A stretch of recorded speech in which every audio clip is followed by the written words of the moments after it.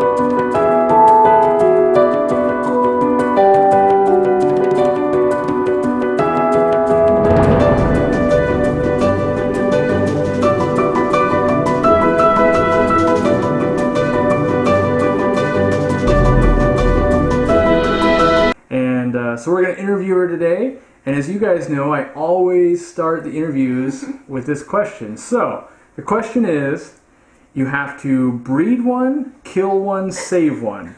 And so you get to breed a fish that maybe you've never bred or you want to breed, whatever it is. You have to kill a fish that you currently own, and it's like the entire species. So like you can't just be like, this one betta dies. It'd have to be like, oh, all of this dies, and you're never allowed to keep it again in your life. And then you get to save one, and it could be, you know, oh, I want to save the dolphins, or it could be, oh, I want to just save a tropical fish, or something like that. And then it basically comes down to, you start now. If you think about it too much, it gets way too philosophical, where it's like, oh, I'm going to save this and breed this, and if I breed that, technically it saves the planet with food-wise, and then I'll save. So, you get to breed one fish in the world. The time starts now to think of what you'd want to breed. Can I already be breeding it? Sure, yeah. There's nothing to say. No. I know what I want. Okay. I want to start with licorice gouramis. So I want to breed licorice gouramis and start that. Yeah. Because I think I picked a Corydor that's in my room is what I picked. So yeah. Licorice gouramis is a good one. That's not even easy. It's not going to feed many people, but. I already killed someone. Like, damn it. Well, okay, so now you got to kill one. Like maybe you don't choose, licorice gouramis there. That's going to be a conflict. So now, out of the fish you own, you have to kill one, and you can never keep it again. Never keep it again. Yep. But I like all of them. Well, that's the trick, right? You usually only keep fish you like. And it like. Are you gonna hate me? Oh, I won't. Because it's a life. I'm already sure told it is. you what it is. The endlers. Endlers are going forever, huh? Oof. Because there's other people that want to save that fish. That's what I love about this question. Someone wants to kill it, and then someone in the comments will always be like, that was my save fish. How dare you? Yeah, the endlers. All right. But I mean, they're different kinds of wild type endlers. Sure. Right? So there could, I could right. different wild type. Exactly. And it... I always say that sometimes you just have really cool fish, and, one of the cool fish has got to go. Endlers has had to go because you've got other cool stuff. Nothing wrong with that. The babies are already going. That I know. Okay. Because I got big bettas in there, and their mouths are plenty big enough to... All right. And then, so we bred one, we kill one. Okay. Now we get to save a fish species on the planet. It could be something you just own, and I always bring up this one, too, because no one's ever done it, but it could be like... oh, I got this fish from my grandma, and this goldfish we've had in the family for 40 years, and it could just never die. So you've got that option, too. But usually people just pick a really cool fish. A species. Yeah. Yeah. I already know. It's my favorite mouth breeder. Betta rubra. Betta rubra? Okay.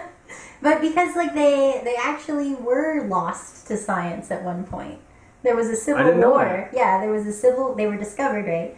And then there was a civil war, and they were completely lost to science because no one could get in the country. Okay. And then they only got back into the hobby maybe 5 or 6 years ago.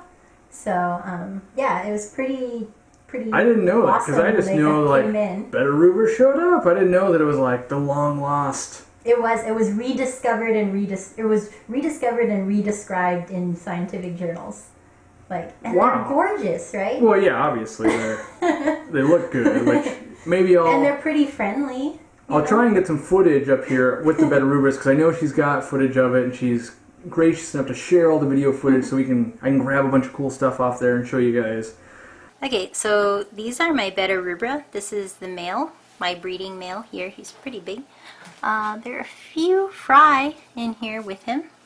So here's one. He's very hard to see. He's that little stripe there. So these guys, Betta rubra can spawn. This is a 6-gallon square in these smaller tanks. I just have a small sponge filter in the back here. And then they like driftwood. They like the water to be very soft. San Francisco water has excellent water for soft fish. For fish that appreciate acidic, soft water here. I try to give them some cover. Here, there's some juveniles that are skirting around. Try to give them some cover with driftwood so they feel a little more secure. Bare bottom, so it's easier to clean. You cannot, so what you do is you should condition them well separately. The females are extremely persistent. They actually want to spawn pretty much all the time. They are mouth brooders, so usually you introduce them after conditioning them with live foods for about a week, 2 weeks. You put the female in here, and then you let them go for maybe 24, 48 hours, and they usually spawn within that time. Now the males are mouth breeders. They have these huge mouths, kind of hard to see. They have these huge mouths, and they can hold up to, I don't know, about 20 eggs in there. And then they hold them for approximately 21 days, and hopefully he doesn't swallow them. You should try and very carefully take the female out as soon as you see the male holding. Otherwise, if you leave her in there too long, the male will spit the fry after 21 days, and then the female will insist on spawning immediately. And then the male, because he can't eat during the incubation period, will end up not eating for months at a time. So you really should take the female out. The male is really good about staying with the fry afterwards. He doesn't eat them. And I usually keep the fry in there with him until they're about an inch long. After the rubra get about an inch long, then I transfer them to this 20-gallon grow-out tank here. So you can see the shadows of some of the inhabitants in here. So these guys, they actually get quite large for a wild betta. The adults, male and female, that I spawn primarily are 3, 4 inches long. These guys are still on the younger side. That's a about a 2-inch long female. They're at the front, very still. The males establish territories in the tank. However, they are not super aggressive, so you can keep them together pretty well. Again, lots of cover, a lot of driftwood, and lots of Indian almond leaf. Another thing to keep in mind with this species is that they like a lot of cover from the top. They don't like bright light at all. So that's why I have a huge mat of duckweed there at the top. Because if they don't have duckweed or floating driftwood, then they get really, really shy. So that's pretty good. So we're just gonna, we're gonna save some bettas, kill some endlers, and we're gonna. What was the breed? The breed was the licorice gouramis. So anabantoids living, killing live bears. I see where we're going with this. Sorry. Well, that's fine. That's fine. It's gonna be a long episode for you now that we're at war. So. No, I like live. I would keep some of your guppies. Well, thank you. If none of my fish would eat them, which is a problem. They would. So, all right. So, let's abuse you for what we can abuse you for. So, obviously, I already know this, but you've judged shows, betta shows, right? And being that I've never even been to a betta show, I'm just going to ask you, what's the biggest show you judged at? Like, is there... So any of the international conventions. So I've been to the last 3 International Betta Congress conventions in the U.S., which was super fun. Occasionally we have friends from Europe visit. And then I also got to go to, I can't pronounce it, Friedrichshafen? Christine can do it. Well, sure, yeah. She speaks German. But in Germany, yeah.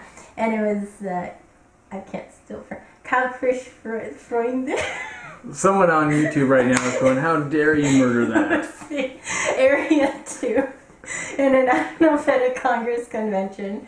That was super awesome. 2014. So I always think of everywhere else in the world besides the U.S. being more popular for fish. Was the one in Germany more attended? It's huge. Okay, yeah, because I always see stories of like, yeah, there's 10,000 people there or whatever, going crazy. It was a part of this, I can't remember the name because it's another German name I'm going to butcher, but it was like this giant like aqua fest, like that had 3 warehouses. Wow. Yeah, there was everything from like ponds and koi all the way on the other side to there was a discus place and tons of freshwater fish and like Corey's and the guys across from us were the killifish and were the they Betta competition. Were they all like shows, like the Betta show? Like were they all competing or was it? Some of them. Okay. Yeah. So and there were demonstrations and like all this. It was huge. So it sounds like maybe the aquatic time. experience. We don't have all the competitions yet, but same type of event, I think. Yeah, the Betta part was definitely it was a big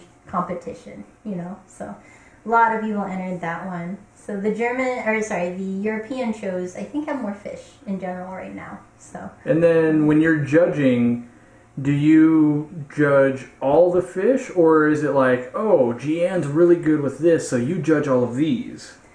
So you can't judge any classes that you have fish in. Obviously. Okay. That makes sense. That excludes me from all the short fins because that's what I like to breed. Okay. Most of the time. So most of the time I'm really good at I'm judging the long fin fish because I have fish in the other categories. Right.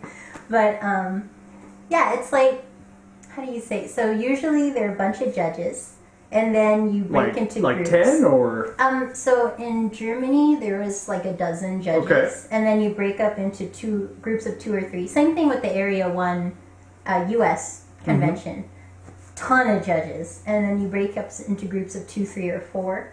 Usually a mix of new apprentices and the older people that are really experienced in their training and all that stuff. You break into groups. You get assigned classes as you go along, so you judge the classes individually. Okay. Then you judge best of variety, so each larger group. So me not knowing enough. Yeah. So when we say we're judging class, does that mean like long fin and short fin? Is that where we're at that point? That's the variety. Okay, so what class is like wild type versus Betta Splendens, or how do... Like, so we're breaking it down.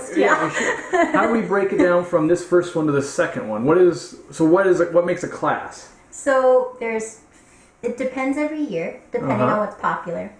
Usually between 52 to 54 different classes. Okay. And so the classes are pretty specific. It's color and form. So you have like... So it could be like red half moons. Yeah, exactly. Okay. Red half moon males is a class. And then red half moon females is a class. Okay. And then multicolor plakat, or that's the short fin one, is a class. Like multicolor males. So those are the big classes. Then to variety. So like in this example, you've got, let's just say, a red half moon male, and then there's varieties of the red half moon males? So okay. It's like all the colors together in the form. Okay, so then you judge like this red one, but also this yellow one against each other. Exactly. Okay. Yeah. So it goes like color and form, and then all the forms together. Like there's single tail longfin half moon. There's the double tails. There's the short fin plakats, and there's 3 different kinds of those with slightly different forms. Those are the hardest to learn how to judge. And then you have the wild types, breeder categories, like fun things like pairs. And the wild types, they're probably each their own class, but then does like a Betta rubra go up against like a Betta simplex or something like that? So we only have 2 classes. So it's all the mouth breeders and all of the bubble nesters. Okay. Because those are the 2 styles Bettas like reproduce. So you have the mouth breeders but the class of mouth breeders and the class of bubble nesters. And then those actually don't participate in the next one up from variety, which is best of show. So wild caught, or not wild caught, but wild type can't compete for best of show? Mm-mm. That's just the domestics, yeah. Huh. Yeah. We don't get a lot of entries for the wilds, usually. Okay. Which is unfortunate. Like, has there ever been, like a wild type, but, like let's say, I'm just going to pick a random one, let's say like macrostoma, but all of a sudden it's like, wow, it's long fin form, or anything like that. Has anything like that ever shown up yet? That's shown up, yeah. Long fin? No, so there's a breeder in California, and he loves to tinker with things like that. And he had a completely non-iridescent form of Betta Mahachai. Okay. Like, those are usually like super bright blue, royal, like iridescent and stuff. His was completely molly black. He had inbred, line bred to get the completely molly black. There was another breeder who bred Smaragdina with a domestic splendens. That's like the strawberry Betta, right? Or no. That's Albumarginata, yeah. Yeah. It's very similar to a domestic Betta splendens. Okay. But Smaragdinas are longer, snakier. They have longer extensions on their fins, but she hybridized them. Okay. And so it's like, where do we put them? Yeah. They're half domestic, half wild. They don't really fit in either one.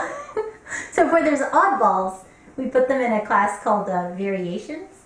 So, you like make your own. And that one at the show, were like half the people like, how dare you crossbreed them? No, I thought it was pretty cool. Oh, wow. Yeah. Because I thought there would have been the purists of just like, oh, how dare you. But it's so like, it's really interesting. That's how we got two of the new colors in the hobby.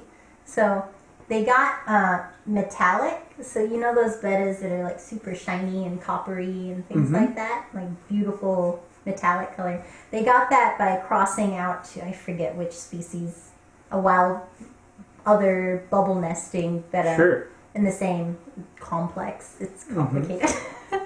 But like really closely related. Yeah, they do it with, that's how we got like swordtails never had color, but when we bred platies into them, we could bring in all the color. So I'm sure that's the same thing that's going on with those bettas. Yeah, exactly. And then they got like the dragon genes and stuff from a whole different other species, like I think from Mahachai, I'm not sure.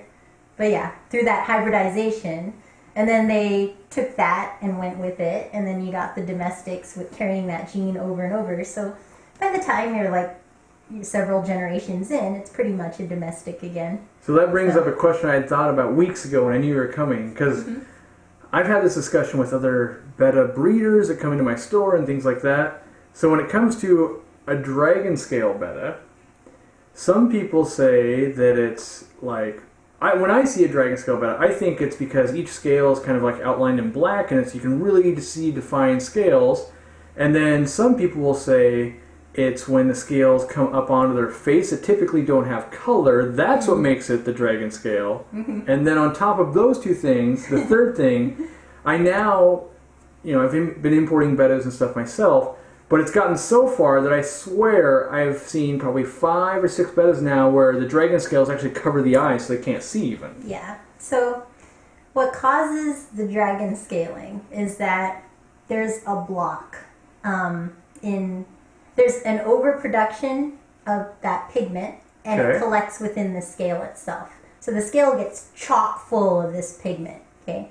And normally some of that gets cycled out, You wouldn't want that to like fill up the cell. And so that's what causes the cancer. Like, so dragon scale is kind of cancerous then? Some dragon scales have terrible tumors on them. Yeah, it's pretty sad. Huh. Yeah. That's interesting, because I know live genetics, it's like the same thing happens with the Berlin swordtail and stuff like that. And that's why, like on a Berlin swordtail, the fish is all black, and you go, why wouldn't you make the fins black also? If it's all black, all that black pigment becomes cancerous. And so it's very similar. Interesting. And so the question I have is, I haven't been able to really test it because the fish seems to respond either way, but when that dragon scale is over the eye, are they blind or can they see through it? Do we know? They're pretty much blind. Okay. You can watch it develop. Like the pigment starts to cover it. But however, they can still smell. So, yeah, and is that so at the show? Is that like a demerit if they? That's a very bad, very very. So for show standards, it's disqualifying. For show standards, how much on the face are you looking for in dragon scale? So so those are two different traits. Okay, actually. They're two.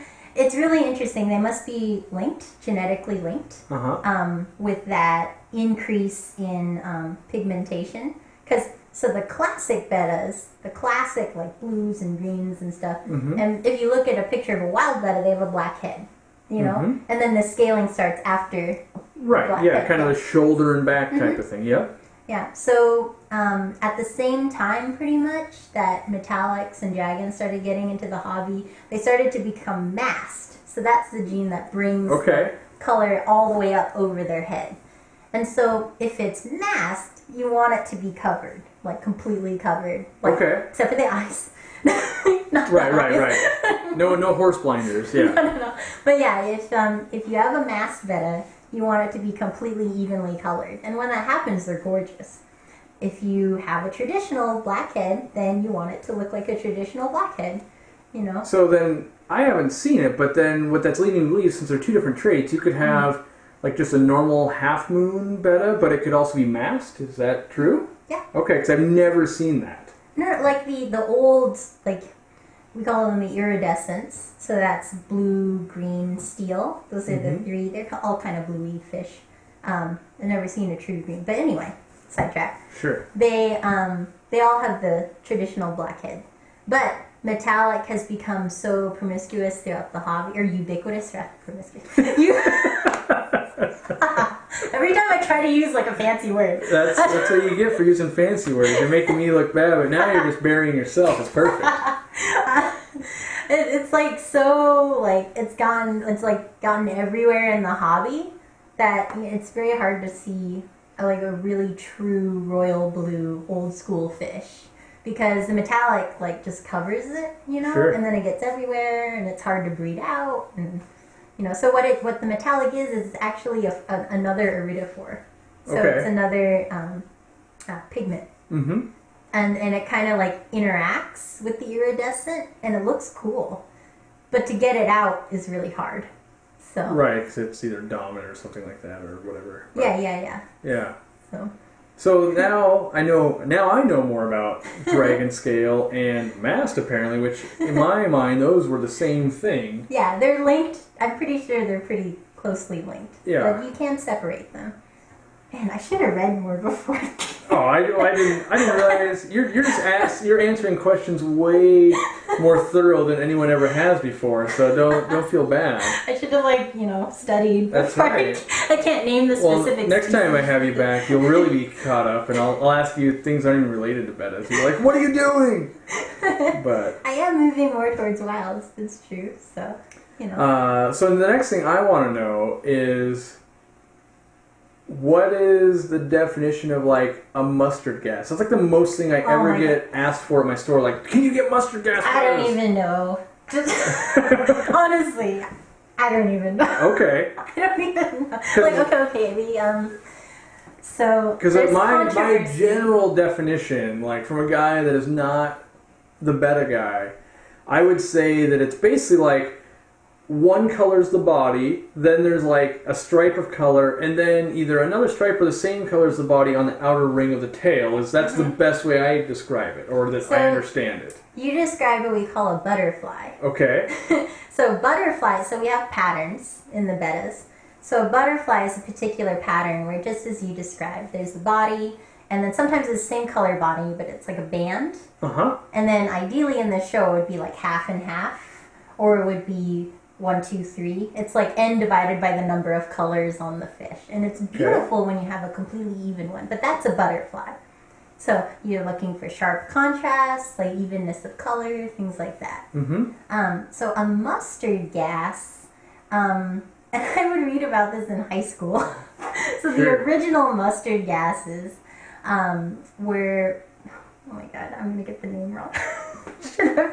Anyway, I'll just say they were bred by a gentleman in the Bay Area, and they had like this purple body color. Yeah. And then like mustardy fins. Right, because in my mind it was like, okay, It was a bicolor, At the very beginning, I thought mustard gas just meant kind of that greeny, yellowy color on them. Like, I was just like, I don't know about Bettas. Like, yeah, it's like it was this beautiful, like, purplish color on the body, and then, like, this mustardy color on the fins. Yeah. But honestly, everyone uses that term all the time and interchangeably. Well, now I don't feel nearly as bad when people are like, can you get this? And I'm like, well, can you tell me what you're actually looking for? Because I don't know how this works. Like, there's so many weird names. And so, have you seen them? They're like monster or armadillo or Armageddon. I think everyone spent a night or two on Aquabid just going, I'd buy that one. I'd buy that one. Ooh, yes. You know, and then you go, oh, that one's only $40. And then you go, wait, but then I gotta transship it. And then, oh man, this thing's $120 now. Actually, so right now, for CBS, like, check out the shit. Yeah, that's the California Betta Society. For the California Betta Society, we try and do, like, a group buy every month. Oh. So we, like, go on Aquabid and we talk to the sellers and, like, figure out exactly what we want. And then we ask them to group all the fish. Yeah. And then they'll transship them to the same transshipper who, incidentally, picks her fish up at San Francisco, at SFO, so the San Francisco, International Airport. And we meet her at the dock, like right as the fish come in. She gets like 10 boxes of everything, not just Bettas, but like flower horns and like all this stuff. Is that Linda Olson or who? What transshipper is? Julie Tran. She's in Sacramento, but she drives all the way to SF, And we meet her like as the fish come off the plane. And there we gather all the CBS fish up and then go at the next meeting, distribute them. That's awesome. So we don't have to pay for shipping. We just pay her $5 for the transshipping fee. But yeah, no shipping. Yeah, because you only have to ship it in once. That's a bargain. Mm-hmm. Yeah. So we're doing it right now for any California people. There you go. You got to get in touch. If I didn't have to live here in crummy old Washington, I'd be buying them for my store. I miss Washington. I want to live here again. I grew up here, by the way, YouTuber. She is, yeah. So she's. I am native Edmonds. That's right. So that's how I found Gianne originally. She came into my store. So, from there it cultivated. I'm trying to think of other Betta questions that, whenever I look dumb in the store, I always go, man, I really need to figure out that. I hate looking dumb, even though I do it all the time. I try not to repeat it all the time. But I know one of the biggest things I was shocked about when I had watched one of your talks and things like that in shows and things, or maybe even just on Aquid, I don't know if it's on shows or in shows and stuff like that, but they'll actually cut fins and things like that to get perfect finish. It's terrible. Yeah, that's pretty rampant in Asia, actually. There's a different mentality over there. It's kind of like we were talking about the koi. Mm-hmm. Like, you buy the koi, and then it's like a racehorse, and you groom. It's called grooming the fish. Okay, so it's got a term then. Yeah, it's pretty, grooming means different things for different people. Like, what I think of grooming is like, doing a lot of flare training. So training the fish to flare on command, feeding them lots of good food, like conditioning them for the show. Yeah. But it's not in some show circuit. It's in some show circuits and not others. The International Betta Congress is like totally against it. Like, none of the fish can be groomed in our competitions. It can be hard to tell, but if they obviously are cut, then we disqualify them right away. But in other show circuits, it's really crazy. They knock the fish out in cold water. Yeah. Like dunk them in a bucket, and then they like spread it out and cut it with the razor blade. Because I watched like a YouTube video or some of it down, and I was like, this is horrible. But yeah, no, it's really, really bad. So then once I learned that, then my next question was like when I'm looking on Aquabid and all these half moons have like perfect tails, I'm like, I wonder if these have just been cut for the picture, like and it then happens. Mm-hmm. So you've probably experienced this or know someone has. So like let's say you get this fish in. Do all the rays grow back and you're like, this thing was all lopsided and terrible? Mm-hmm. It happens, yeah.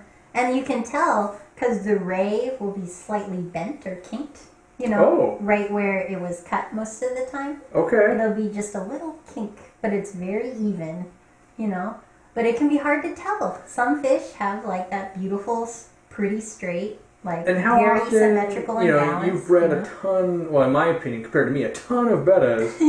But like, let's say you made some half moons. How many out of that batch are going to look pretty good? Like, if you have a good line going, do most of them come out and like, oh, it looks really nice? Or is it like 2 out of the 200 are going to be that nice? I've actually never bred a long fin half moon batch ever. Ugh. Never, ever. Well, I'm sure you know someone that does, or you probably have an idea of once the strain is set, they mostly come out like that, or oh no, it's 1 out of 10 or 50 or 100 they're going to be that good. I mean, of my friends that I follow, like, it depends on the line, like totally depends on how consistent that line is. I guess I'm trying to establish when I'm looking on Aquabid, how likely is it like that perfect fish is impossible to pull off, so assume it's been groomed, or those lines are probably developed and that's probably natural what I'm looking at without knowing, like, I don't know the breeder, I don't know anything, so is it like, expect that 20% are that good and 80% are groomed, or is it, and this is all guessing and stuff like that, just from someone that would know more than I would. I actually don't have like an actual guess. So if you're, let's say I said to you, go buy me a half moon on Aquabid, but I don't want it to be groomed, would you be like, I don't know if I can pull this off, or would it be? No, you can find tons of them. Yeah. So by the pictures you can judge it, or? It's much rarer to see a cut one. Yeah. Okay, that's what I was trying to establish. Yeah. Like, is this going on all the time? We don't know, or is this? No, it's pretty rare still. Okay. Yeah. I hope it stays rare. Right. Yeah. I hope it does. But anyway, it's like the way you can tell is, we always shoot for, like, for longfin half moons, a circular outline. Try to fill the circle perfectly. That's what we want. Yeah. This beautiful fold. If you see, like, it actually, like, the anal is perfectly cut. It's like the too good to be true. Yeah. That, and then if it's like razor sharp, like you would expect the rays to be just a tad longer, than the membrane. Right. Usually it's just a little uneven. The best ones are pretty we like to say cut from cardboard. But it's like you can pretty much tell, like, it's got to be like a little bit of tell. ridges. Like there has to be some imperfection to know that it's real almost. Yeah. But again, a perfect one's like almost cardboard cut. Right. But if it's like razor. Yeah. Well, I guess that's your job to know whether, you look at it and go, is this good or is it too good? It's like, are the rays like ending suddenly? Like on the really common fault is the anal's too long, the anal fin's too long, that big one, and it hangs too low from the caudal. And some beautiful natural half moons have that. Like, it ties in beautifully, But if it's like everything is like, Right. It can be disconcerting. Like, but yeah, look for the rays of like they suddenly are like slightly bent, or if it's like a couple days after they're cut, like the rays will be really transparent, like while it's trying to grow back, right? Yeah, exactly. Right. You've seen that. Like everyone's seen that. Like a fin starting to grow back out. That's another way to tell. Like it's completely straight, but the rays are kind of. So back to I'm gonna go back to judging, like when you're judging and stuff. So what I learned in your talk and things like that is they get carded or they have to flare against each other, right? So do the judges pull the card, or is well, I guess the owners aren't always there, but if the owner was there, do they pull the card? Like, do you know whose fish you're judging, or? Absolutely not. Yeah, avoid that at all costs. Like, judges aren't supposed to be there. What happens when it's like, well, only Larry makes the black, Well, obviously, you can't, like, you just judge it as if you don't know who it is, You can probably guess, but, it's, just don't, you're not, what we say is you gotta breed what's on the bench.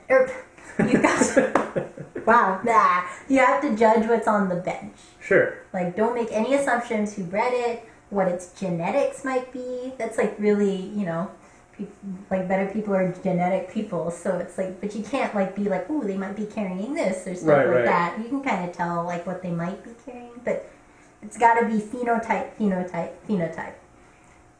Don't know who's has it, don't know anything. You just breed, or you just judge what's in front of you. And it's interesting. So, like the flare training thing, you train them to have sustained aggressive deportment, is what we call it. Sustained aggressive deportment. Because, like, during a show, the judge is pulling it.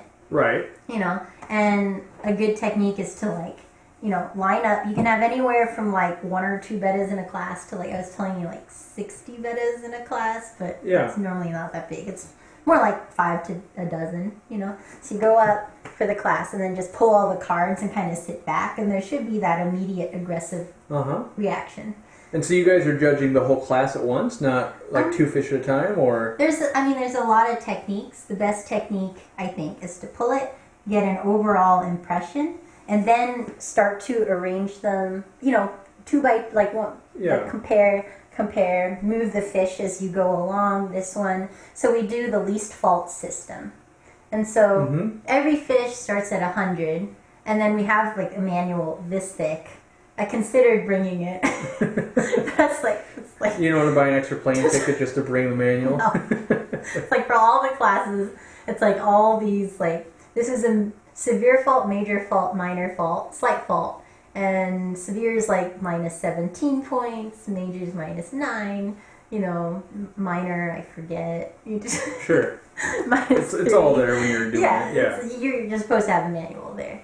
You know, and you're just like judging, okay, severe, that's not going to be it. So only a couple slight faults, you know. And it's like, you know, if a fish has like 2 major faults, that might trump a severe fault, you know.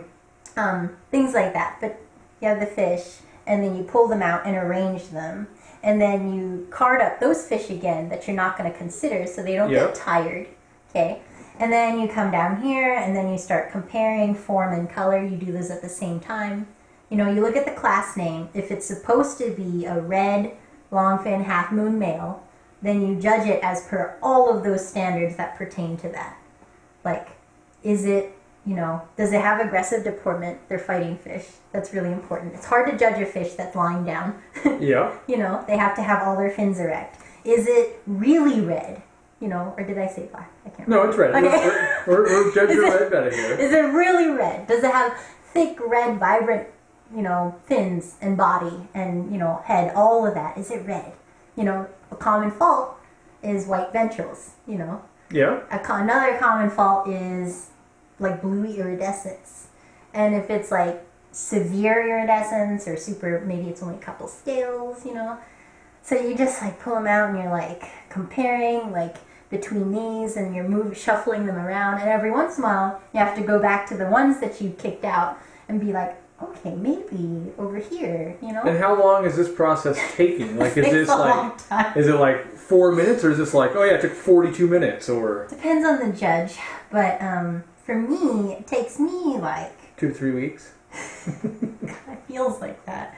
At the end of the day, you're like cross-eyed, and like you literally dream of Bettas. Like that night, there's just like this parade of Bettas going. And then, so on top of that, are you ever like, you know, back in the hotel room going, I think I made the wrong choice there. Like, now I think about it, maybe that one, because there's got to be judgment calls, right? Where it's like, well, this one's got 1 scale, it's bad. That one's got 1 scale, it's bad. This fin's a little off, but this one's got this.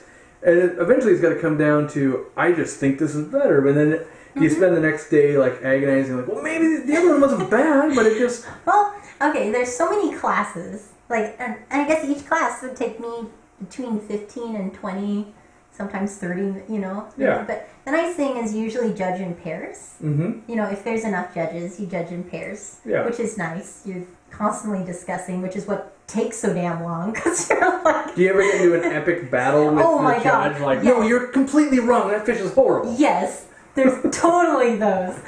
But then the nice thing is, you know, if you're... Whoever's... we always assign a head judge to each show.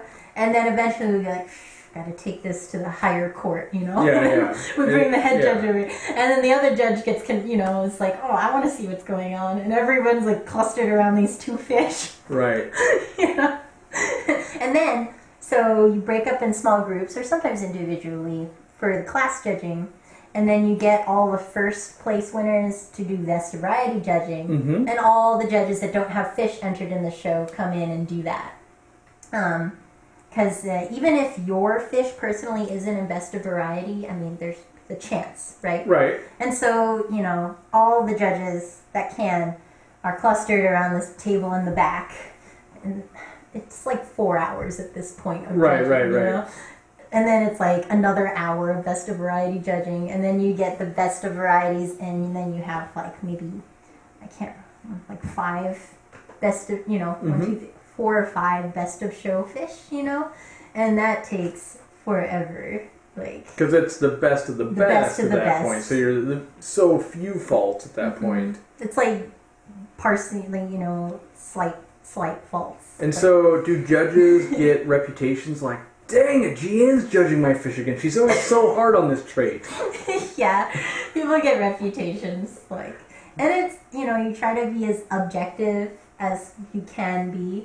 But some judges, you know, like, I like short fins, you know. Sure. You know, it's, but I can, you know, I think that actually makes me a better judge for long fins, because I can view them more objectively.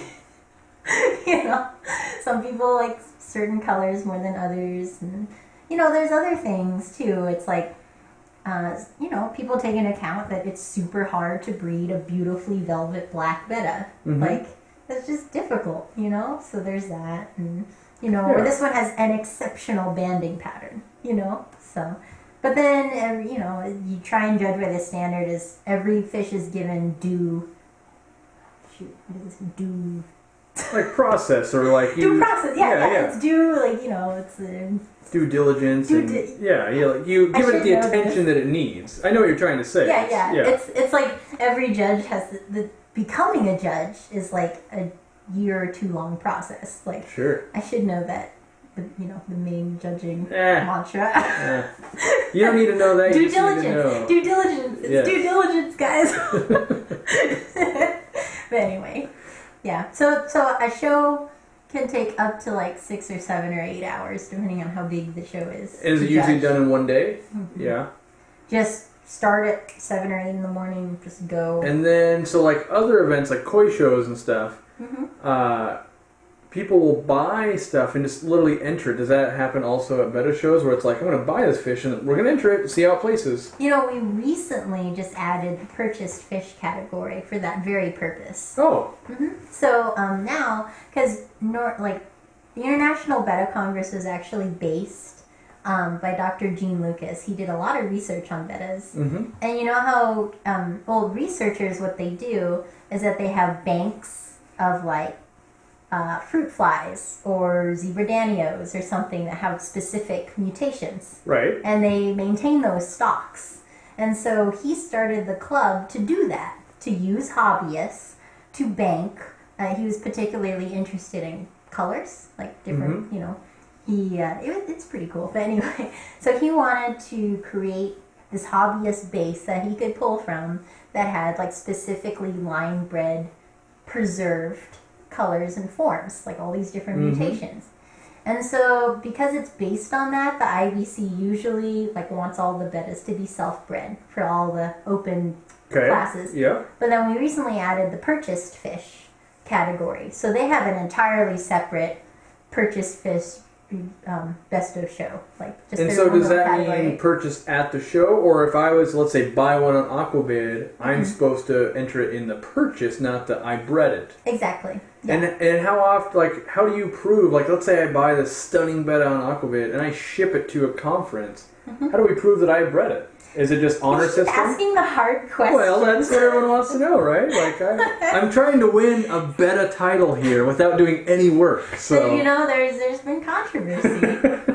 There was a betta that was even stolen from from a show. Like, you know, turn around, it wasn't there apparently. You know, like, it can get heated. But it's like the honor. So you don't have to like take pictures of the tanks of like, here's the 400 brothers and sisters I'm not entering, you know, this is the best one. Yeah. There's none of that. It's like the honor system. Okay. You know, we try and keep it low key. I mean, at the end of the day, someone doesn't want to get rid of their show-winning betta anyway, so like, I can't even get bettas from her. I'm always like, come on, give me your calls, you know. I don't have that many, you know. I only need one to win. If you guys see my video, it's like my room is like tiny. Hey guys, My name is Gianne. Just wanted to make a little video tour of my fish room so you can kind of see how my setup is like. Yeah, kind of cool. Hopefully it gives you some ideas for how you want to set up your fish room, and it's kind of fun for me to share it as well. So let's hop to it. So over here is where most of my spawning occurs, even though I do have jars of bettas, as you can see. This 4-gallon square tank is a bunch of Betta vertigala. I'm pretty excited about this species. They're very prolific. As soon as I move the Smaragdina out of the 20-gallon, I'm going to put all the juveniles into that tank so that they can grow out more. I have no idea how many are in there. Down here is a 10-gallon spawn tank with some 3-week-old bettas and their dad. Dad's being really good about taking care of his fry. Down here, the very exciting empty spawn tank. Doesn't happen very often, so I'm probably going to do a spawn right after the CBS show. That's in a week.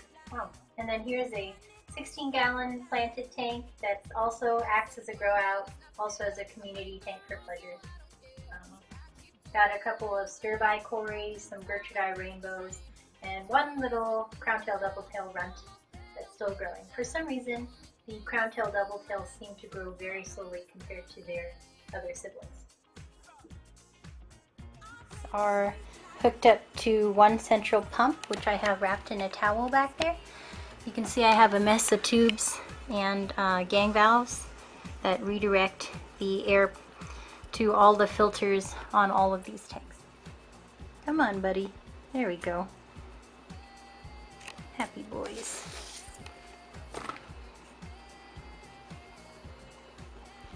So pretty excited about that guy. We'll see what he does in the classes. Also this female, traditional plakat pineapple. Female, see she's got the 180 spread with only primary branching. Pretty nice girl. Very happy with these recent spawn results. Over here are what I like to call my bedside bettas. So I have 30 jars in total of bettas. They're all on these FlexWatt heat mats. And I got 10 up here, 8 down here, there's 3 more down there. Do I have 30 jars? I don't even know. So I tend to keep the wilds down on the bottom shelf so it's a little darker and they feel more secure.